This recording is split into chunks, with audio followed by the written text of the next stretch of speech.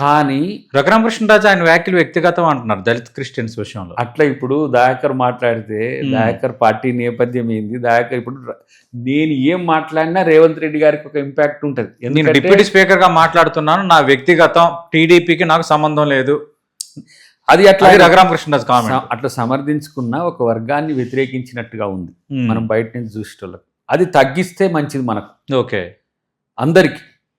నేనేమంటున్నానంటే ఒక సెక్షన్ ఎప్పుడు కూడా ఇన్సెక్యూరిటీకి ఫీల్ కావద్దు. అది ప్రజాస్వామ్యమే కాదు, అందరము సమానం అనే భావనకు అది వ్యతిరేకం కదా. వ్యక్తులు వేరు.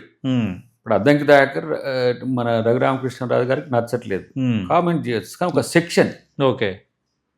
ఎందుకంటే నేను అక్కడి నుంచి వస్తున్న ఫీడ్బ్యాక్ నుండి నేను ఎప్పుడు ఆంధ్రాకి ఎప్పుడు పోతుంటుంది కామన్. అక్కడ మీటింగ్స్కి ఏ మీటింగ్స్ ఉన్నా పిలుస్తారు, పోతాం. నేను ఒక న్యూట్రల్గా అబ్జర్వ్ చేసిన దాన్ని చెప్తున్నా. తర్వాత వ్యక్తిగతంగా మనం ఎప్పుడు కూడా మనల్ని మనం తగ్గించుకునే ప్రయత్నం ఏ రాజకీయ నాయకుడు కూడా చేయొద్దు. ఓకే. ఒకవేళ తగ్గే పరిస్థితి వస్తే మనమే తగ్గాలి తప్పితే మనల్ని తగ్గించుకోవద్దు. ఇది మనకు ఆంధ్రప్రదేశ్లో ఉండే బోత్ సైడ్ లీడర్స్ కూడా ఉపయోగపడుతుంది, మా దగ్గర ఉన్న వాళ్ళకి కూడా బోత్ సైడ్ ఉపయోగపడుతుంది. ఆ ఇంపాక్ట్ ఇక్కడ కూడా వస్తున్నది స్లోగా. ఏది వ్యక్తిగత దూషణ, వాళ్ళ క్యారెక్టర్ అసాసినేషన్, స్లోగా ఇద్దరు అన్నదమ్ములం కాబట్టి ఒక ఇంటి వాళ్ళమే కాబట్టి ఇది వస్తుంది. ఇది ఎప్పటికీ మంచిది కాదు. ఇది ఏదో నేను వేదాంతం చెప్పినట్టు చెప్పట్లేదు, మాకు ఫీడ్బ్యాక్లు వస్తుంటాయి. వైజాగ్ లో ఉన్న పలాని రావు గారు చేస్తారు, అనంతపురం రెడ్డి గారు చేస్తారు, దయాకర్ గారు ఏంటి సార్ మీరు కూడా, ఇట్లా వస్తుంటాయి.